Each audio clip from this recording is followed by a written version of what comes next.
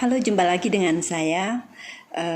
Kali ini saya akan lanjutkan ya untuk pembelajaran yang ke-16, yaitu mencapai pemahaman spiritual. Aktivitas getaran di semesta diatur oleh hukum periodisitas. Segala sesuatu yang hidup memiliki periode kelahiran, pertumbuhan, pembuahan, dan penurunan. Periode-periode itu diatur oleh hukum septimal. Hukum 7 mengatur hari-hari di dalam seminggu, fase bulan, harmoni suara, sinar, panas, listrik, magnet, struktur atom. Hukum ini mengatur kehidupan individu dan bangsa serta menguasai aktivitas dunia komersial. Kehidupan adalah pertumbuhan, dan pertumbuhan adalah perubahan. Setiap periode 7 tahun membawa kita ke siklus baru. 7 tahun pertama adalah masa bayi, 7 tahun berikutnya adalah masa kanak-kanak yang menggambarkan permulaan tanggung jawab individu. 7 berikutnya mewakili masa remaja. Masa 7 tahun keempat menandai tercapainya pertumbuhan secara lengkap. Masa 7 tahun kelima adalah masa konstruktif. Ketika manusia mulai mempunyai harta benda, rumah, dan keluarga. Berikutnya dari usia 35 sampai 42 tahun adalah masa reaksi dan perubahan, yang selanjutnya diikuti dengan masa rekonstruksi, penyesuaian, dan penyembuhan untuk bersiap-siap memasuki siklus 7 tahun yang baru yang dimulai di tahun ke-50. Banyak orang berpikir bahwa dari masa ke-6 dunia sudah akan berlalu, bahwa dunia akan segera masuk ke masa ke-7, masa penyesuaian kembali, rekonstruksi, dan harmoni. Masa ini sering diacu sebagai milenium. Mereka yang mengenal siklus-siklus ini tidak akan terganggu ketika segala sesuatu berjalan salah. Mereka bisa menerapkan prinsip yang dijabarkan di sini dengan kepastian terbesar bahwa hukum yang lebih tinggi selalu mengendalikan semua hukum lain, dan melalui pemahaman dan penerapan yang sungguh-sungguh akan hukum-hukum spiritual, kita dapat mengubah setiap kesulitan menjadi berkat. Pada lesson yang ke-16 ini kita akan mempelajari 37 poin pembelajaran. Oke, siap belajar ya? Kekayaan adalah hasil dari kerja. Modal adalah akibat, bukan sebab. Pelayan bukan majikan. Suatu sarana bukan suatu akhir. Biasanya kekayaan didefinisikan sebagai semua benda yang menyenangkan dan berguna yang memiliki nilai tukar. Nilai tukar inilah yang merupakan ciri kekayaan yang dominan. Bila kita mempertimbangkan penambahan kecil yang diberikan kekayaan kepada kebahagiaan pemiliknya, kita mendapati bahwa nilai sejatinya bukan berdasar pada kegunaannya, melainkan pada nilai tukarnya. Nilai tukar ini menyediakan kekayaan suatu medium untuk menyimpan hal-hal yang memiliki nilai sejati. Dengan nilai sejati itulah kita bisa merealisasikan tujuan kita. Maka kekayaan jangan pernah diinginkan sebagai suatu akhir, melainkan semata-mata sebagai sarana untuk mencapai suatu akhir. Sukses tergantung pada tujuan yang lebih tinggi, alih-alih sekedar akumulasi harta. Orang yang menginginkan keberhasilan harus merumuskan tujuan yang ingin dia kejar. Dengan memiliki tujuan di pikiran, cara dan sarana bisa dan akan tersedia. Tetapi jangan sampai salah menganggap sarana sebagai suatu akhir. Harus ada suatu tujuan tertentu yang sudah pasti suatu cita-cita. Prentice Mulford berkata, manusia yang sukses adalah manusia yang memiliki pemahaman spiritual tertinggi, dan setiap harta yang besar datang dari kekuatan yang superior dan benar-benar bersifat spiritual. Sayangnya, tetap ada orang-orang yang tidak bisa mengenali kekuatan ini. Mereka lupa bahwa Ibu Andrew Carnegie harus membantu menopang keluarganya ketika mereka datang ke Amerika. Bahwa ayah Harriman adalah seorang pendeta miskin yang gajinya hanya $200 setahun. Bahwa Sir Thomas Lipton memulai usahanya dengan hanya 25 sen. Orang-orang ini tidak memiliki kekuatan lain untuk diandalkan, namun mereka sukses. Kekuatan untuk mencipta sepenuhnya bergantung pada kekuatan spiritual. Ada 3 langkah, yaitu idealisasi, visualisasi, dan materialisasi. Setiap pemimpin industri amat bergantung pada kekuatan ini. Di sebuah artikel di Everybody Magazine, Henry M. Fagler, seorang multi-millionaire Standard Oil, mengakui bahwa rahasia suksesnya adalah kekuatannya untuk melihat sesuatu secara lengkap. Percakapan berikut dengan seorang reporter menunjukkan kekuatan idealisasi, konsentrasi, dan visualisasi yang dimilikinya. Semuanya merupakan kekuatan spiritual. Berikut ini percakapannya ya kayaknya ya. Oke, saya bacakan. Apakah Anda benar-benar melakukan visualisasi untuk segala sesuatu? Maksud saya, apakah bisakah Anda benar-benar menutup mata dan melihat rel dan kereta api yang bergerak, mendengar peluit ditiup? Apakah Anda melakukan sejauh itu? Ya. Seberapa jelasnya? Sangat jelas. Nah, di sini kita memiliki visi dari hukum. Kita melihat sebab dan akibat. Kita melihat bahwa pikiran perlu mendahului dan menentukan tindakan. Jika kita bijaksana, kita akan bisa menyadari fakta luar biasa bahwa tidak ada kondisi yang bisa menjadi begitu saja meski hanya berlangsung sekejap. Pengalaman manusia adalah hasil dari serangkaian sebab yang teratur dan harmonis. Pengusaha sukses umumnya adalah orang yang idealis dan selalu berjuang untuk standar yang lebih tinggi dan lebih tinggi lagi. Kekuatan-kekuatan pikiran yang halus dan mengkristal di dalam mood kita sehari-hari, itulah yang membangun kehidupan. Pikiran adalah materi yang amat fleksibel. Dengannya kita membangun gambaran-gambaran konsepsi kita tentang kehidupan yang terus bertumbuh. Penggunaan menentukan eksistensinya. Sebagaimana di semua hal, kemampuan kita untuk mengenali dan menggunakannya dengan benar merupakan kondisi yang dibutuhkan untuk mencapainya.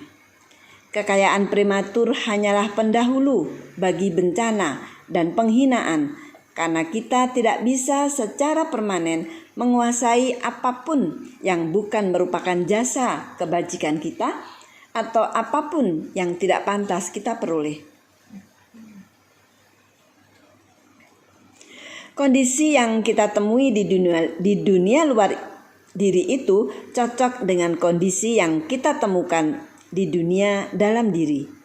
Hal ini dimunculkan oleh hukum tarik-menarik. Bagaimana kita menentukan apa yang harus masuk ke dunia dalam diri?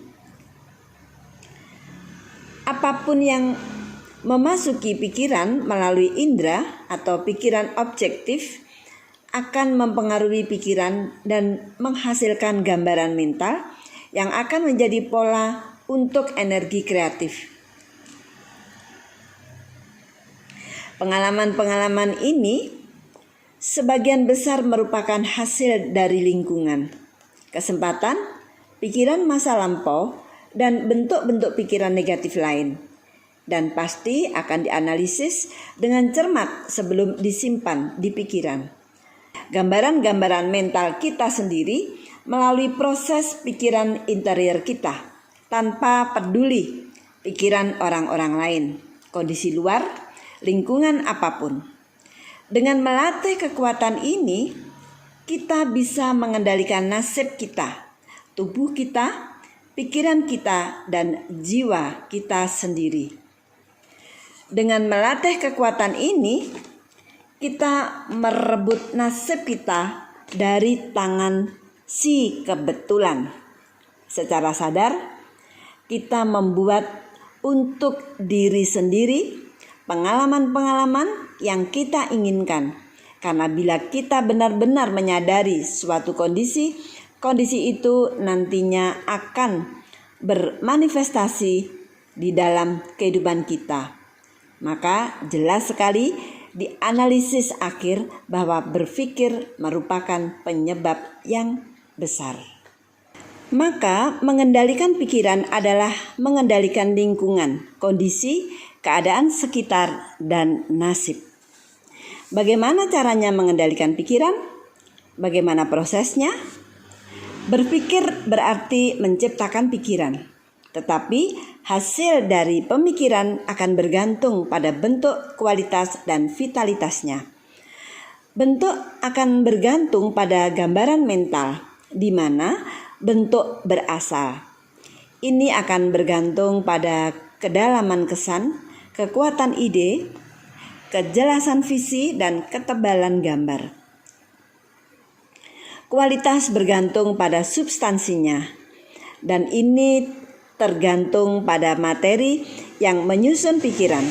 Jika materi ini telah dirajut dari pikiran yang dipenuhi semangat, kekuatan, keberanian, dan tekad, maka pikiran pun akan memiliki kualitas ini. Dan akhirnya, vitalitas tergantung pada perasaan yang mengandung pikiran. Jika pikirannya konstruktif, ia akan memiliki vitalitas. Ia akan memiliki kehidupan, akan bertumbuh, berkembang, meluas. Ia akan kreatif. Ia akan menarik kepada dirinya apa yang dibutuhkan agar berkembang sempurna.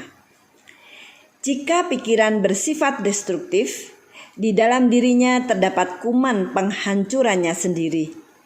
Ia akan mati, tetapi di dalam proses mati itu, ia akan memberikan penyakit, rasa sakit, dan segala macam ketidaknyamanan. Kita menyebutnya si jahat. Tetapi ketika kita membawanya masuk ke dalam diri, beberapa orang cenderung menghubungkan kesulitan kita dengan makhluk agung. Padahal makhluk agung ini sebenarnya adalah pikiran yang tenang, seimbang. Ia bukannya baik atau buruk, ia sekedar ada.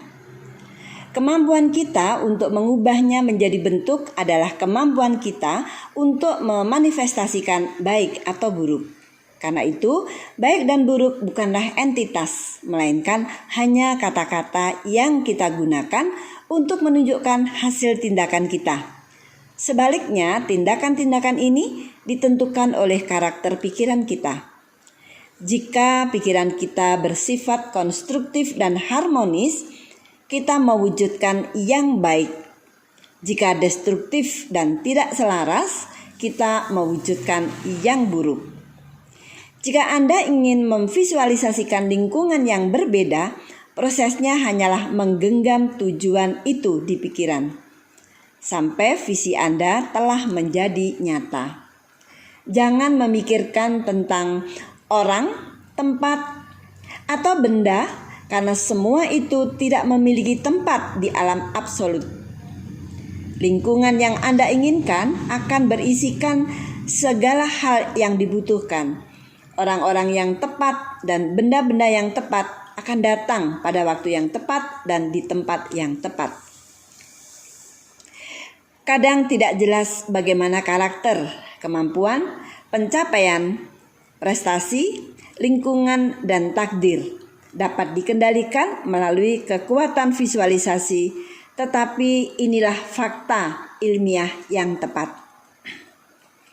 Anda bisa melihat dengan jelas bahwa apa yang kita pikirkan akan menentukan kualitas pikiran, dan bahwa kualitas pikiran kemudian menentukan kemampuan dan kapasitas mental kita. Anda bisa memahami dengan jelas bahwa perbaikan kemampuan kita secara alami akan diikuti oleh peningkatan pencapaian dan kendali lingkungan yang lebih besar. Maka akan terlihat bahwa hukum-hukum alam bekerja dengan cara yang sepenuhnya alami dan harmonis. Segala sesuatu tampaknya terjadi begitu saja. Jika Anda menginginkan bukti dari fakta ini, bandingkanlah hasil dari usaha Anda di dalam kehidupan Anda sendiri. Bandingkan hasilnya ketika tindakan Anda didorong oleh tujuan yang besar dengan ketika Anda memiliki motif tersembunyi yang egois.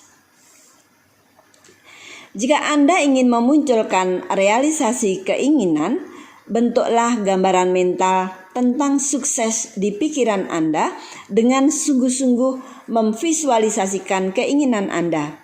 Dengan cara ini, Anda akan memaksakan terjadinya sukses, dan Anda akan mewujudkannya ke dalam kehidupan Anda melalui metode-metode ilmiah. Di dunia objektif, kita hanya bisa melihat apa yang telah ada, tetapi apa yang kita visualisasikan itu sebenarnya telah ada di dunia spiritual.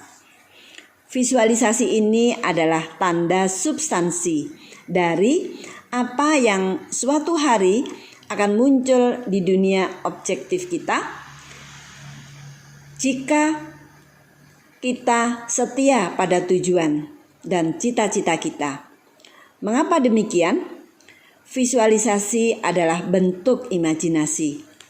Proses berpikir ini membentuk kesan di pikiran, dan kesan-kesan ini lalu membentuk konsep dan cita-cita. Konsep dan cita-cita ini merupakan rencana-rencana yang akan dirajut di masa depan oleh master arsitek. Para psikolog telah sampai pada kesimpulan bahwa hanya ada satu indera, yaitu indera perasaan. Semua indera lainnya hanyalah modifikasi dari satu indera ini. Bila hal ini merupakan kebenaran, kita tahu mengapa perasaan merupakan sumber kekuatan. Mengapa emosi sangat mudah menguasai intelek, dan mengapa kita harus menaruh perasaan ke dalam pikiran bila kita menginginkan hasilnya. Pikiran dan perasaan merupakan kombinasi yang sangat kuat. Tentu saja visualisasi harus diarahkan oleh kemauan. Kita harus memvisualisasikan dengan tepat apa yang kita inginkan. Kita harus berhati-hati agar imajinasi tidak menjadi liar dengan mengacau Kita harus berhati-hati agar imajinasi tidak menjadi liar dan mengacau. Imajinasi adalah pelayan yang baik, tetapi master yang jelek. Bila tidak dikendalikan, imajinasi akan dengan mudah membawa kita pada berbagai spekulasi dan kesimpulan yang tidak berdasar fakta. Setiap jenis opini yang masuk akal cenderung diterima tanpa diperiksa dan dianalisa. Tidak pelak lagi, hasilnya adalah kekacauan mental. Karena itu, kita harus membangun hanya gambaran-gambaran mental yang sudah dibuktikan dengan secara ilmiah. Periksalah setiap ide dan analisislah dengan baik. Jangan menerima apa yang tidak benar secara ilmiah. Bila Anda melakukan hal ini, Anda tidak akan asal mencoba-coba, melainkan melakukan apa yang Anda tahu bisa Anda kerjakan. Maka, sukses akan menjadi mahkota usaha Anda. Inilah yang disebut para pengusaha kemampuan melihat jauh ke depan. Sebenarnya hal itu sama dengan insting dan merupakan salah satu rahasia sukses yang besar untuk semua usaha yang penting. Untuk latihan Anda minggu ini, ya, jadi perhatikan untuk latihannya. Cobalah membawa diri Anda pada suatu keadaan tentang fakta yang penting, bahwa harmoni dan kebahagiaan adalah keadaan kesadaran yang tidak bergantung pada kepemilikan harta benda. Sadarilah bahwa benda-benda hanyalah akibat yang datang sebagai konsekuensi dari keadaan mental yang benar. Maka jika kita ingin memiliki materi apapun itu, perhatian kita harus terarah untuk memiliki sikap mental yang akan memunculkan akibat yang diinginkan. Sikap mental ini dimunculkan oleh penyadaran tentang alam spiritual kita dan kemanunggalan dengan pikiran universal yang merupakan substansi semua benda. Kesadaran ini akan memunculkan segala yang dibutuhkan untuk kenikmatan kita. Inilah pola berpikir yang ilmiah dan benar. Bila kita berhasil memunculkan sikap mental ini, maka cukup mudah bagi kita untuk menyadari keinginan sebagai fakta yang sudah tercapai. Bila kita bisa melakukannya, berarti kita telah menemukan kebenaran yang membuat kita bebas dari segala kekurangan dan keterbatasan. Oke, sebelum kita akhiri dengan tanya jawab untuk panduan studi Anda, ini ada quote yang sangat bagus ya, saya bacakan quote-nya.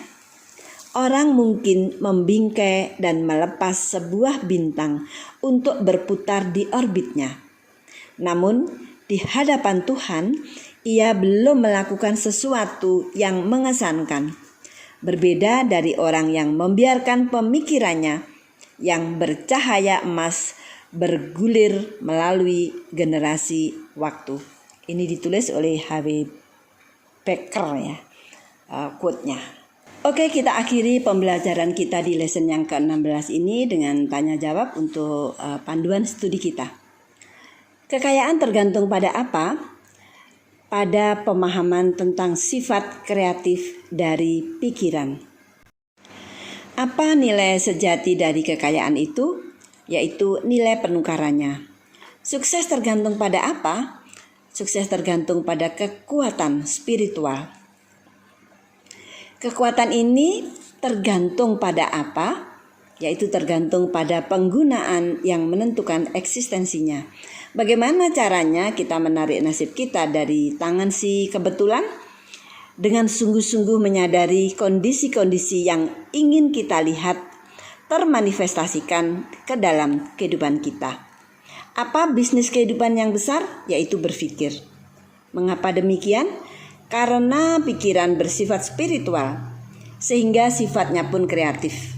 Karena itu, dengan sengaja mengendalikan pikiran, berarti mengendalikan lingkungan, kondisi, keadaan sekitar, dan nasib. Apa sumber dari segala yang jahat? Yaitu berpikir yang merusak. Apa sumber dari segala yang baik? Yaitu berpikir yang ilmiah dan benar. Apakah berpikir ilmiah itu? Yaitu mengenal sifat kreatif dari energi spiritual dan kemampuan kita untuk mengendalikannya. Baik, ini tadi adalah uraian dari lesson yang ke-16. Kita akhiri dengan quote yang sangat menarik juga. Peristiwa-peristiwa terbesar dari suatu zaman adalah pikiran-pikiran terbaiknya. Sudah menjadi sifat pikiran untuk mencari jalan agar mewujud menjadi tindakan. Oke, ini lesson yang ke-16 sudah berakhir. Kita akan jumpa lagi di lesson berikutnya. Mudah-mudahan semakin hari semakin Anda mengalami pertumbuhan, Anda mulai memahami akan kekuatan pikiran. Jumpa lagi di lesson yang berikutnya.